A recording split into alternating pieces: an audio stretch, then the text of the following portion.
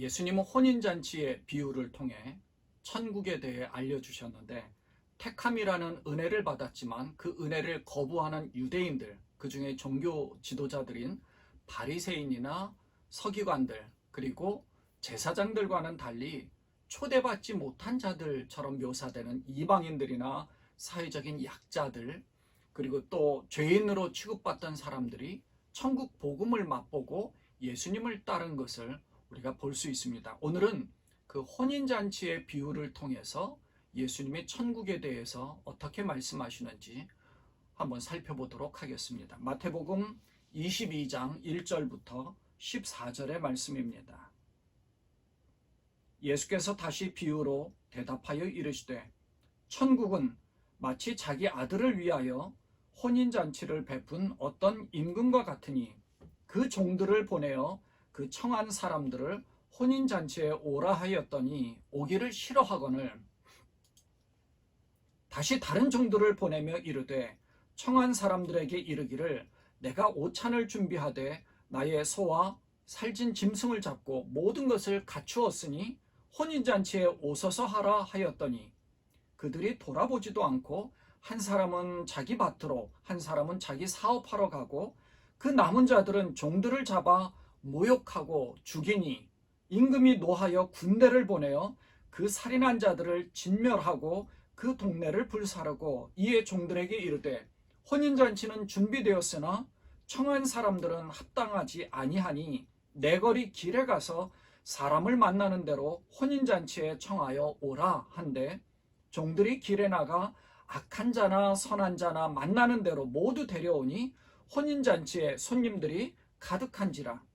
임금이 손님들을 보러 들어올새 거기서 예복을 입지 않은 한 사람을 보고 이르되, 친구여, 어찌하여 예복을 입지 않고 여기 들어왔느냐 하니, 그가 아무 말도 못하거늘 임금이 사환들에게 말하되, 그 손발을 묶어 바깥 어두운 데에 내던지라. 거기서 슬피 울며 이를 갈게 되리라 하니라. 청함을 받은 자는 많되 택함을 입은 자는 적으니라.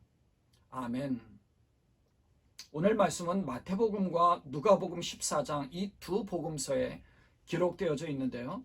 마태복음에서는 혼인잔치라고 한 반면에 누가복음에서는 큰 잔치가 열렸다라고 기록하고 있습니다. 그리고 마태복음에서는 초청받은 사람들이 오지 않은 것에 대해 임금이 크게 진노하여 그들을 진멸한 것으로 기록되어져 있지만, 누가복음에서는 잔치를 배설한 주인이 잔치에 초청한 사람들이 오지 않자 길거리에 나가서 가난한 자들과 몸이 불편한 자들과 맹인들과 저는 자들을 데리고 오도록 했습니다. 그래도 자리가 남으니까 사람을 강권하여 데려다가 내 집을 채우라, 이런 말씀이 기록되어져 있죠. 약간의 차이는 있지만 마태와 누가는 복음서를 기록하면서 자신이 속한 공동체를 위해서 어떻게 적용하고 있는지를 기록했는지를 우리가 볼 수가 있죠. 오늘은 마태복음에서의 말씀을 보도록 하겠습니다. 오늘 본문에 보면 예수님이 천국을 혼인잔치에 비유해서 말씀해 주셨습니다. 한 나라의 임금이 자기 아들을 위하여 혼인잔치를 베풀었습니다. 자기 아들의 혼인잔치로 임금은 종들에게 혼인잔치를 아주 최상으로 성대하게 엄청난 잔치가 되도록 했습니다. 아들의 혼인을 축하하기 위해서 아주 귀한 사람들을 엄선해서 초대했습니다. 그 귀한 사람들과 더불어 혼인잔치의 기쁨을 누리면서 영광스러운 자리로 만들고자 작정했던 겁니다. 그런 계획이 있었던 거죠. 그런데 임금의 명령을 받은 종들이, 초대 대상이었던 사람들이 이 혼인잔치에 오라고 했더니 그들이 오기를 싫어했습니다. 그들은 임금의 아들이 혼인하는 그 영광스럽고 기쁜 자리보다 자기 개인의 일들이 더 중요하다고 생각했거나, 혹은 임금에 대한 거절로 생각했을지도 모릅니다. 본문 5절에 보면 이렇게 기록되어져 있습니다. 그들이 돌아보지도 않고 한 사람은 자기 밭으로 한 사람은 자기 사업하러 갔다라고 기록되어져 있죠.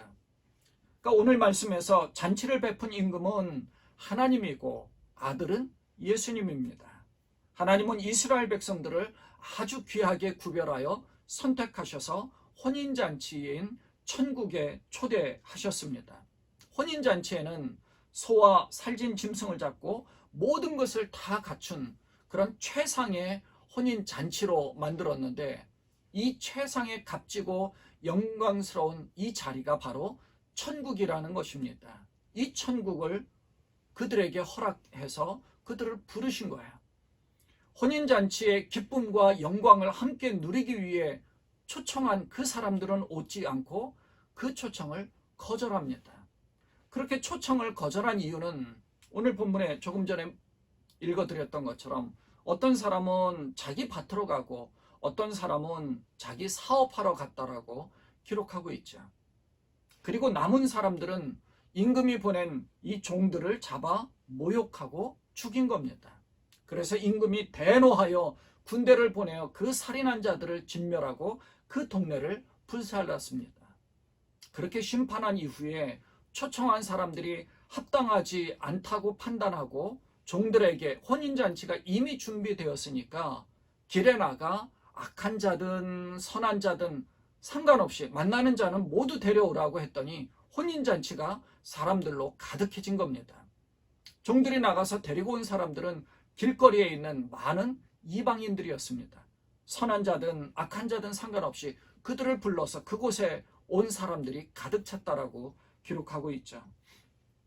그런데 11절 이후에 보면 임금이 그곳에 오는 많은 사람들을 보려고 갔는데 그곳에 예복을 입지 않은 한 사람을 보고 친구야, 왜 예복을 입지 않고 왔느냐 하고 그렇게 물어보고 종들에게 예복을 입지 않은 사람을 내쫓으라고 말씀하셨습니다.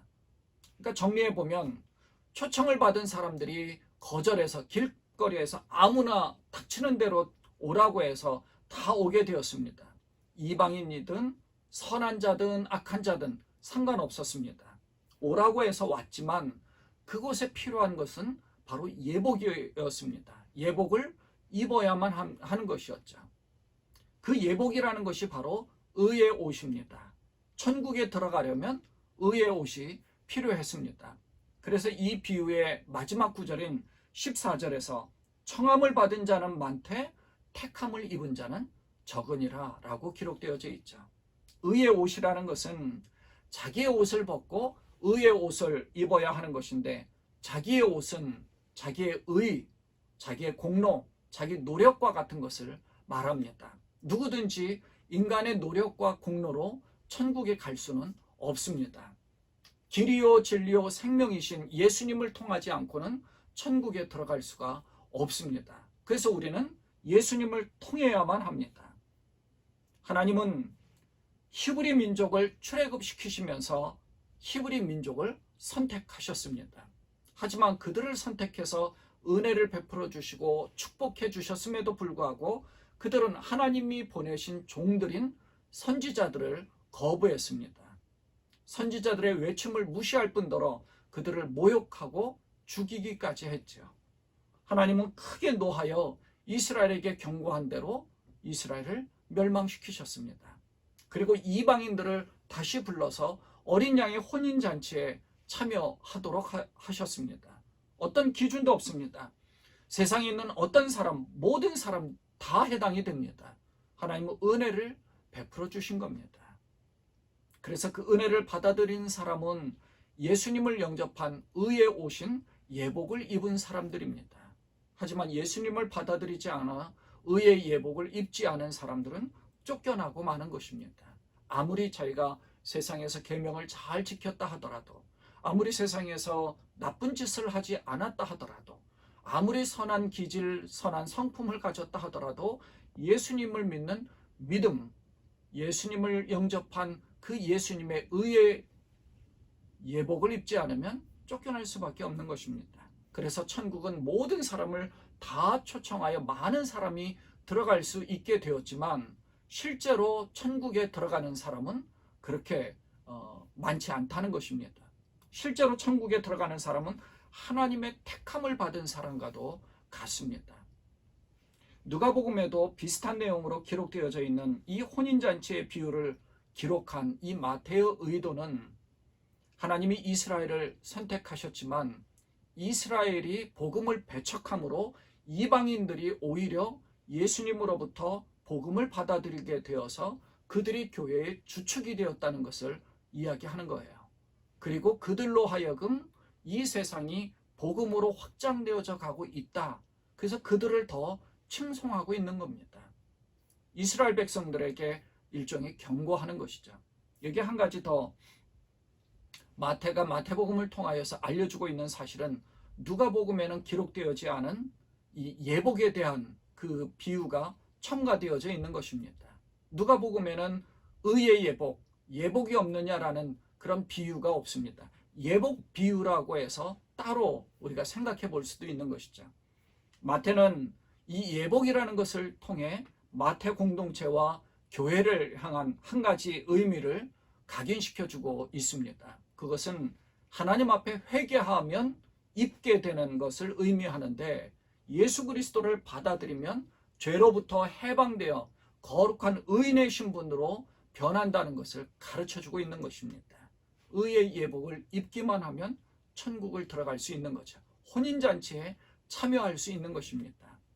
이 비유를 통해 세 가지를 분명하게 우리가 명심할 수 있습니다. 명심해서 우리가 영적인 어떤 도전을 받을 수 있죠. 첫 번째는 청함을 받은 사람은 많지만 택함을 받은 사람은 적다는 것입니다.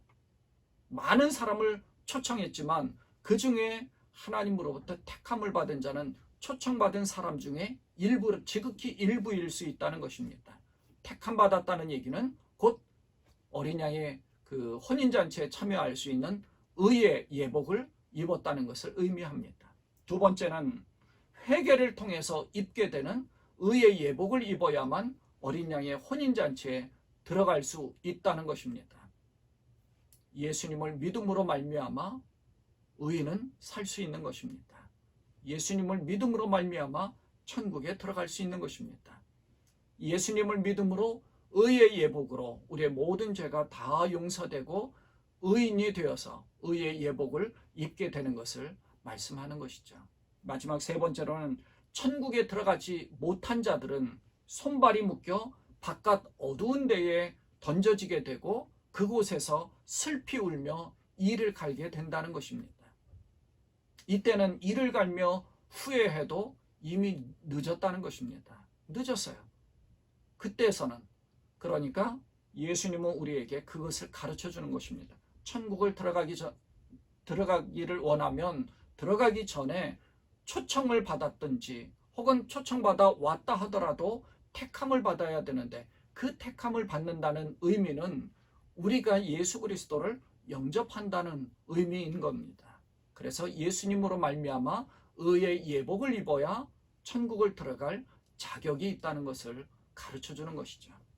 바라기는 천국의 초청을 받은 우리 모두가 택함을 받아 어린 양의 혼인잔치에 참여하여 기쁨과 영광을 누리게 되었으면 좋겠습니다. 한 사람도 후회하지 않도록 의의 예복을 입게 되시는 여러분 되시기를 주님의 이름으로 축원을 드립니다. 기도하겠습니다. 하나님 아버지, 청함을 받은 자는 많되 택함을 받은 자는 적다라는 말씀처럼 하나님 우리가 청함을 받았지만 그러나 택함 받지 못한 예수 그리스도의 의의 예복을 입지 못하여서 초청을 받았다 하더라도 주님의 천국에 들어가지 못하는 어리석은 선택을 하게 될지도 모릅니다. 그런 어리석은 자가 되지 않도록 늘 우리가 깨어 있어 주님 예복을 잘 입어서 의의 예복으로 말미암아 천국에 들어갈 수 있는 그러한 저희가 되기를 소망합니다. 천국에 들어가기에 부족하지 않도록 주님께서 합당한 그러한 모습으로 우리를 지켜 주옵소서. 우리 모두에게 어린 양의 혼인잔치에 참여할 의의 예복 그리고 택함 받은 자 되도록 하나님 축복하시기를 원하오며 우리 주님 예수님의 이름으로 감사하며 간절히 기도드리옵나이다. 아멘.